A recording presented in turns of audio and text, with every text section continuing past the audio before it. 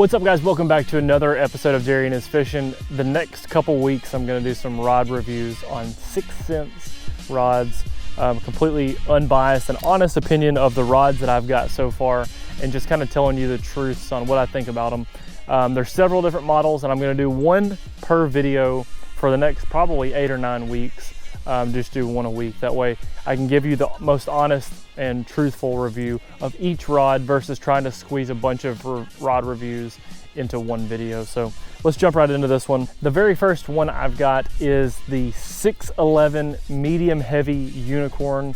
It's the highest end rod that 6th Sense makes, and honestly it's the highest end rod that I've personally ever even owned, coming in at $299. You know, when you pay for that expensive of a rod, you have high expectations just ordering it. The thing that I expected was a very small diameter blank. I expected premium components as far as the guides go, and then I wanted a lot of sensitivity. Like, if I'm paying a lot of money for a rod, I want it to really hit all of those categories, and this rod for me does that. This is a 611 medium heavy. I've been throwing this Splashback 70 on it, and I'm able to just make little small casts. And the cool thing I like about this rod is the ability to work it, and my rod tip literally is not even touching the water on most pops or most jerks of the rod tip or swipes of the rod tip. I'm not even hitting the water hardly at all, which is something that I really want on a topwater rod. And specifically this one, it's got a little bit longer of a handle, so more so than what I'm used to using. When I first grabbed the rod, my initial thought was the handle's a little bit too long, but as I got to fishing with it, and I've caught some fish on it so far, the fishing ability of it is really neat. It's like this is very specifically dialed. As I've been using it for this little popper, I'm just seeing that rod tip thing is really cool to me. It's extremely lightweight. It's balanced really well. I've got a Smoke S3, so it's a 100 size bait cast reel on it.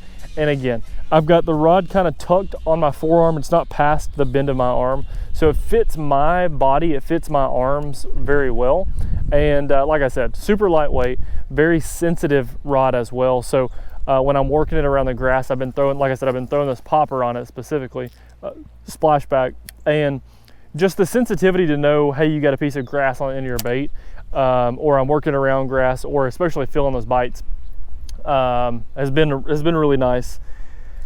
Premium components, these are all Fuji guides, and they got a Fuji tip top, which is like kind of the most important one that you always break, is that tip. The grip where your hand goes, aesthetically it looks really nice, it holds really nice, but the thing that I like about it is this back end, there's no foam. It's like straight blank. I guess that's carbon fiber, and feels really nice. And then the other thing too is they don't just use like the standard plastic winding checks that you see and reel seats that you see on other reels. This is a very high grade Fuji reel seat, and that locking mechanism, it feels very durable. It feels like my reel's safe. Also, they have this NanoSense rod technology. The 6th Sense calls NanoSense. It is a very unique, very strong, extremely strong rod blank, and it feels cool. Like, I don't exactly know what it does, but it's kind of rigid. It's got like some grooves in it, and I've never had a rod like this before. I have not had, this was the main thing that you guys need to hear, I haven't had any line breaking. That was one thing I wondered, is this rod too rigid that when I set the hook it's gonna break the line? And that's definitely not the case. I think this rod does a good job. The guides are perfectly spaced, so you're not getting a ton of line slap against the blank, and you're not having that blank burning your line, which is what's gonna cut it in the long run. So this is the review on the 611 medium heavy unicorn rod by 6th Sense. Again, like I said, very awesome rod. It's a high-end rod, but I think for a couple different applications, I personally am gonna really be glad that I went with this one. And yeah, so you can check that out at 6thsensefishing.com. Remember, if you buy any rods from there, to use my code DC10, save yourself a little money when you buy it. And yeah, I hope you guys enjoy your new 6th Sense rod. All right, so this is the 611 medium heavy unicorn, and it's the rod I've been using with the Splashback and a Rico. I'm just working the outside of the grass. Been working a lot of edges of boat docks with it, and the cool thing about it is I'm able to make super accurate casts, and literally put the bait exactly where I want it. And the main thing I was talking to you guys about earlier in the video is the ability to just pop that rod tip straight down and just keep it like not hitting the water. That's like super key, and you don't want to be slamming your rod down in the water just because it alters the action of the bait, ultimately costing you more fish.